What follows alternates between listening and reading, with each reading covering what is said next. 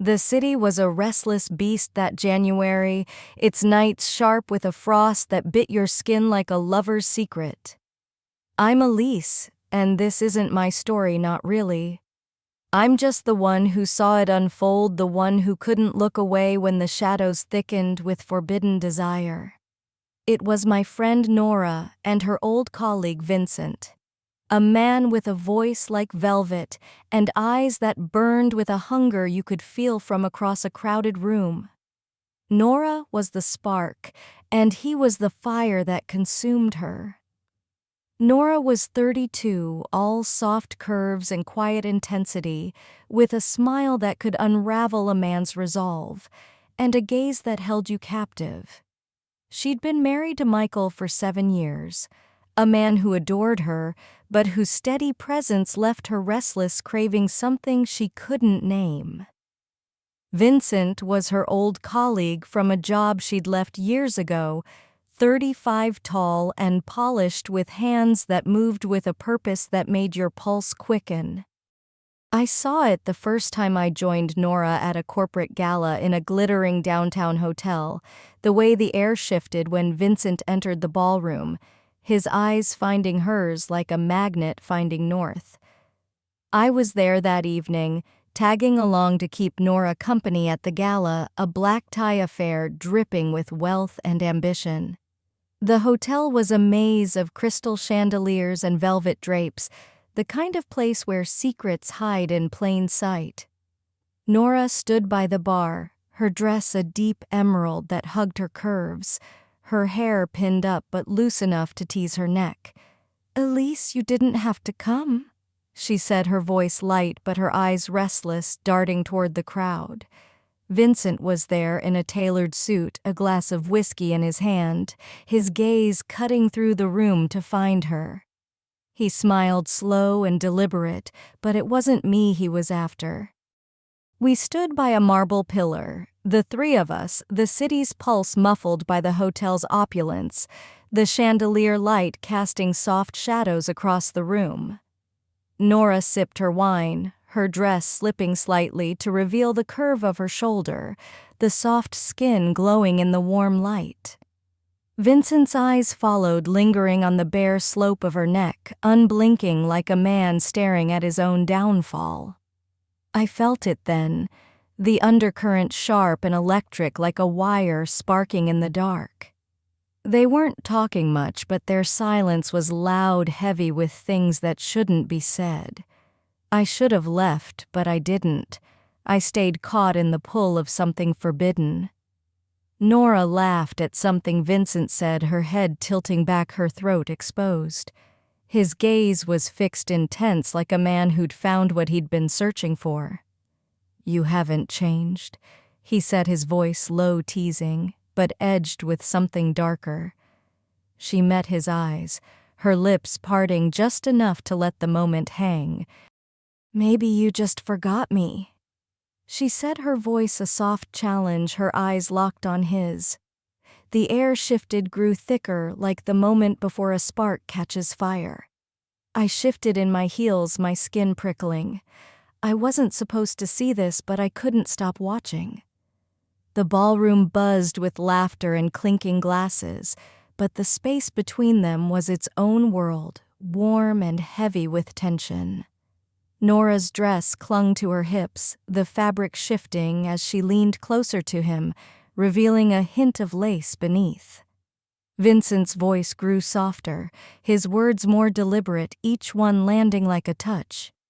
"You're different tonight," he said, stepping closer, his hand brushing the edge of the bar near her. "Like you're waiting for something." Nora's smile was slow, almost dangerous. "Maybe I am," she said, her voice a low hum, her eyes never leaving his.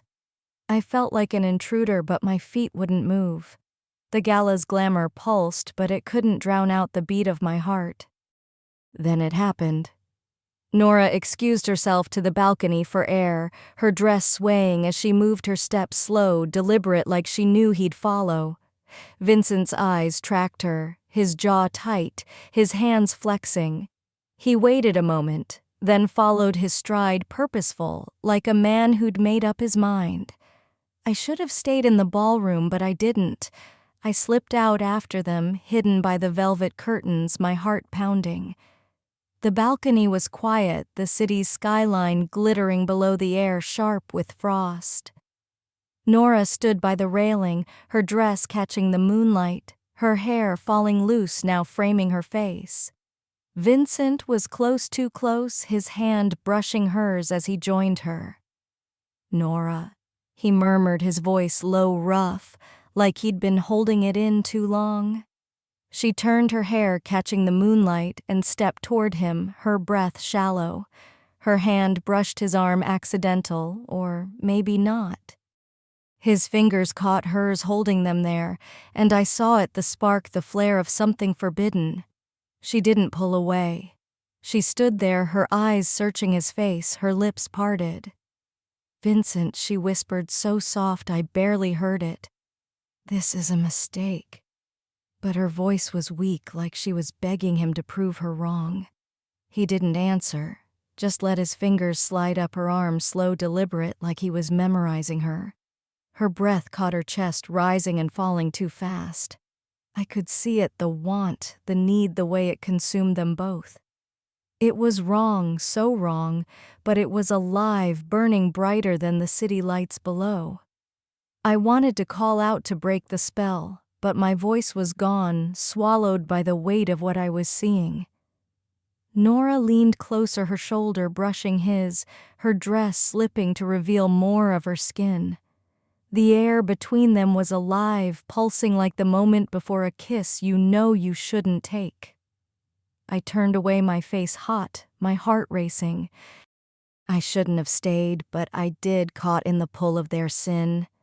When I looked back, they were closer, her hand on his chest, his fingers tangled in her hair. The air was thick with their heat, their guilt, their hunger. "Nora," he said again, his voice a low growl like a man drowning. She didn't answer, just leaned into him, her lips brushing his jaw, so soft it was barely a touch. But it was enough to shatter the last thread of restraint. His hand slid to her waist, pulling her against him, and I saw the way her body melted into his, the way her eyes closed like she was surrendering to something bigger than herself. I slipped back into the ballroom, the music and laughter jarring against the scene I'd just witnessed. The night pressed against me, heavy with what I'd seen. Nora so reckless, so alive in her desire.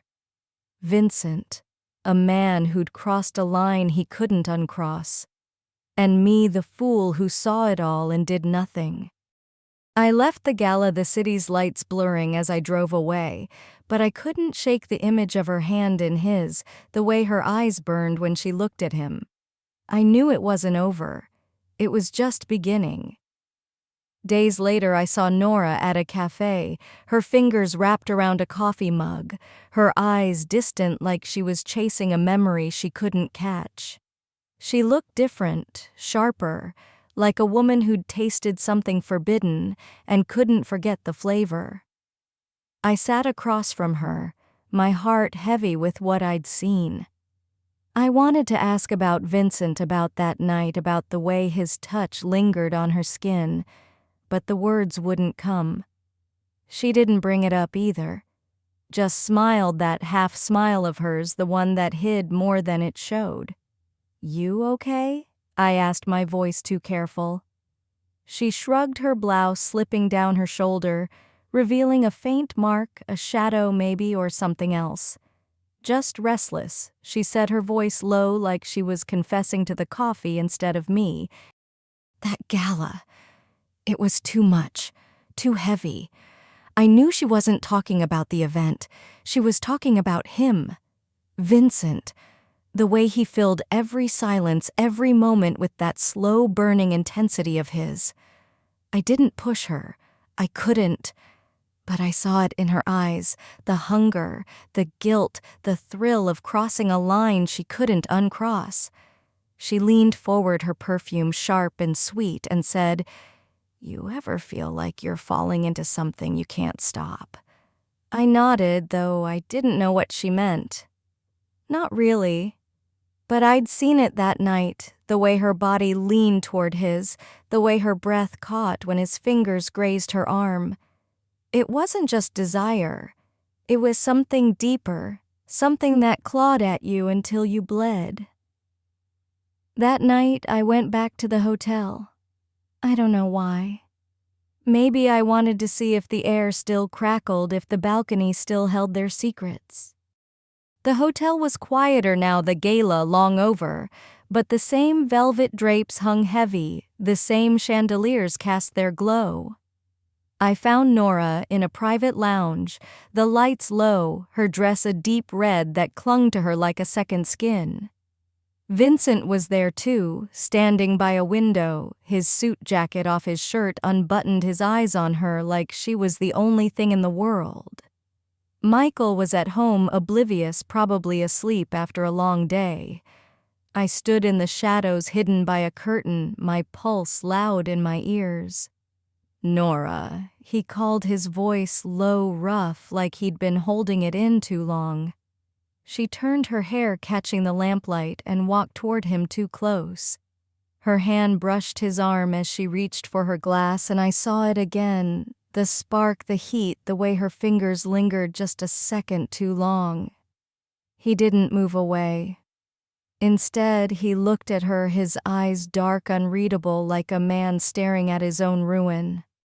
"You're making this impossible," he said, but his voice was weak, like he was begging her to prove him wrong. She didn't answer, just tilted her head, her lips parting slightly. The air between them was alive, pulsing like the moment before a kiss. "You know you shouldn't take." I wanted to shout to break the spell, but my voice was gone, swallowed by the weight of what I was seeing. Nora stepped closer, her bare shoulder brushing his, her dress slipping to show the curve of her chest. "What if I don't want to stop?" she whispered, so soft I barely heard it. His hand twitched like he was fighting himself, but then it was on her waist, his fingers digging into the fabric, pulling her closer. The world seemed to slow, the lamplight wrapping them in a haze of shadow and glow. His thumb traced the curve of her hip, slow, deliberate, like he was memorizing her. She didn't pull away. Her breath was shallow, her chest rising and falling too fast. I could see it, the want, the need, the way it consumed them both. It was wrong, so wrong, but it was alive, burning brighter than anything I'd ever seen. I turned away, my face hot, my heart racing. I shouldn't have stayed, but I did, caught in the pull of their sin. When I looked back, they were closer, her hand on his chest, his fingers tangled in her hair. The air was thick with their heat, their guilt, their hunger. "Nora," he said again, his voice a low growl like a man drowning. She didn't answer, just leaned into him, her lips brushing his jaw so soft it was barely a touch. But it was enough to shatter the last thread of restraint. His hand slid lower, pulling her against him, and I saw the way her body melted into his, the way her eyes closed, like she was surrendering to something bigger than herself. The lounge was a haze of shadows and lamplight, their bodies pressed together in a rhythm that was both beautiful and wrong. Her breath was ragged, her hands clutching at his shoulders, her eyes half open, burning with a mix of guilt and need. His touch was relentless, his fingers gripping her hair, guiding her closer, his lips brushing her neck, her ear, her lips. She gasped, her body arching into his, her dress slipping higher, exposing the soft curve of her thigh. It was raw, desperate, a dance of desire that left no room for reason. I felt the heat of it, the shame of it, the thrill of it like a pulse in my own veins. They were lost in each other, consumed by the fire they'd lit, and I was the witness, the one who saw it all and did nothing. I left then, my steps unsteady, the night pressing against me like a weight. I didn't want to see what came next, but I knew. I knew the way their bodies would move, the way their breaths would tangle, the way the night would swallow their sin. Nora, so reckless, so alive in her desire. Vincent, a man who'd crossed a line he couldn't uncross. And me, the witness, the one who saw it all and did nothing. The hotel loomed behind me, its windows dark, its secrets heavier than ever. The weeks that followed were a blur of whispers and glances, each one heavier than the last. Nora didn't talk about it, but she didn't have to. It was written all over her in the way her eyes lingered on the empty spaces where Vincent had been, in the way her fingers trembled when she poured her coffee. I saw her less, but when I did, she was a shadow of herself, caught between the thrill of what she'd done and the guilt that clawed at her soul. Vincent was no better. I caught him once at a conference, his face tight, his eyes haunted like a man who'd tasted paradise and knew he'd burn for it. Michael was around more, his presence a stark contrast to the fire that had raged in his absence. Nora and Vincent moved around him like ghosts, their touches careful, their smiles forced. But I saw it the way their eyes met across a room, the way their fingers brushed when they passed each other like they couldn't help themselves. It was a secret too big to hold a fire, too hot to contain. I wanted to tell Michael to shatter the lie, but I didn't. I was complicit, bound by what I'd seen, what I hadn't stopped. One night I went back to the hotel uninvited. The air was thick with the scent of snow and champagne, the moon low and heavy, casting shadows that danced like lovers. Nora was in the rooftop garden, her dress black and sheer clinging to her like a second skin. Vincent was there too, his shirt open, his chest rising and falling too fast. They didn't see me, didn't know I was there, hidden in the shadows of a trellis. The air between them was alive, pulsing with the same heat I'd felt that first night, but now it was sharper, more desperate, like they knew the end was coming. "Nora," he said, his voice low, raw, like a man pleading for salvation.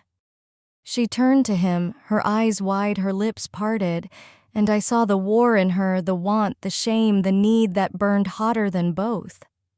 "We can't keep doing this," he said, but his hand was already on her, his fingers tracing the curve of her neck, sliding down to her shoulder. She shivered, her body leaning into his touch, her breath shallow. "Then why don't you stop?" she whispered, her voice a challenge, a dare.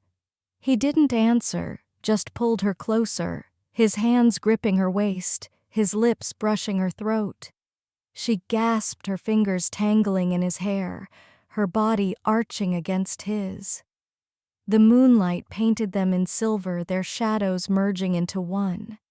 It was beautiful and terrible, a dance of desire and destruction. I wanted to look away, but I couldn't. I was trapped, a witness to their sin, their surrender.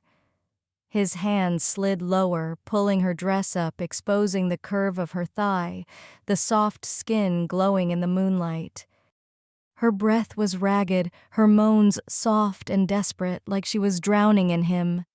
The night seemed to hold its breath, the world narrowing to the two of them. Wobow, their bodies pressed together, their desire a living thing. "Vincent?"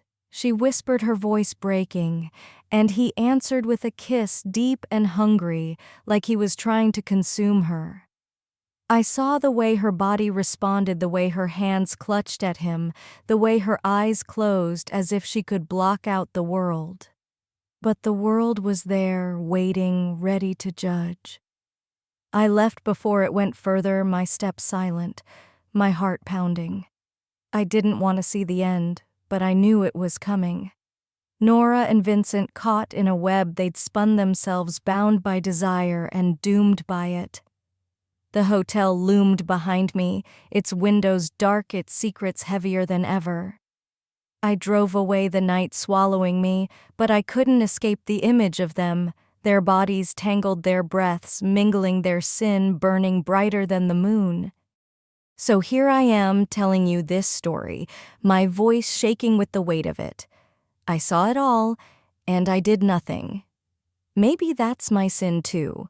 If this hit you hard, if it stirred something in you, hit that like button, share it with someone who gets it, and subscribe for more stories that cut deep. Leave a comment. Tell me what you'd have done, or don't just let it simmer. Check out the next video because trust me, the shadows have more to say. Until then, keep watching, keep feeling, and don't look away.